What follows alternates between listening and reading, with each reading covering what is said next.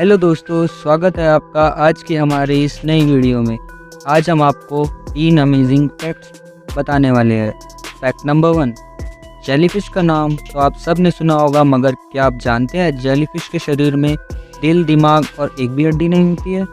इसके शरीर में 95% पानी होता है। फैक्ट नंबर 2, सौंफ सब ने खाई होगी और देखी भी होगी, पर क्या आप जानते हैं कि ये हमारी याददाश्त बढ़ाने में मदद करती है और शरीर को ठंडा रखती है। फैक्ट नंबर 3, डीएनए मतलब डीऑक्सी राइबो न्यूक्लिक एसिड। और क्या आप जानते हैं एक इंसान का 1 ग्राम डीएनए गूगल और फेसबुक के सारे डेटा को स्टोर कर सकता है और 2 ग्राम डीएनए पूरी दुनिया की सारी डिजिटल जानकारी को स्टोर कर सकता है। तो अगर आपको यह वीडियो अच्छी लगी हो तो हमारे चैनल को सब्सक्राइब करें और वीडियो को लाइक, शेयर और कमेंट ज़रूर करें।